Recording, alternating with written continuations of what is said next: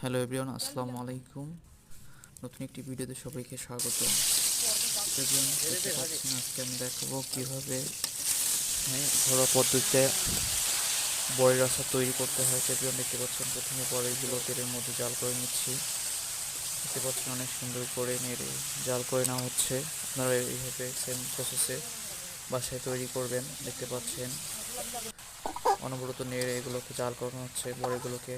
Everyone, দেখতে পাচ্ছেন এরপর মশলাতে মরিচের গুঁড়া, বিট লবণ, জিরা গুঁড়া, ধনিয়া গুঁড়া, এরপর প্রতিটা মশলা একটু একটু করে অ্যাড করতে হবে। দেখতে পাচ্ছেন এভরিওয়ান, আপনারা বাসায় এভাবে তৈরি করবেন, খেতে অনেক সুস্বাদু, অনেক মজাদার।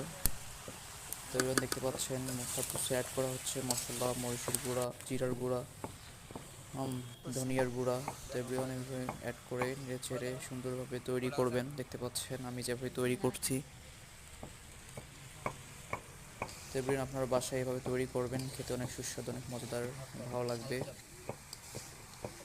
তো এভরিওয়ান, এর মধ্যে গুড় অ্যাড করবো। দেখতে পাচ্ছেন গুড় অ্যাড, আপনারা চিনি পারলে চিনি অ্যাড করতে পারেন, তো গুড় দিলে ভালো হয়, অনেক সুস্বাদু হয়। এভরিওয়ান, দেখতে পাচ্ছেন এভাবে অ্যাড করে। ধন্যবাদ সবাইকে। দেখা হবে নেক্সট কোনো ভিডিওতে। সবাই ভালো থাকবেন, সুস্থ থাকবেন। ধন্যবাদ সবাইকে। আসসালামু আলাইকুম। আল্লাহ হাফেজ।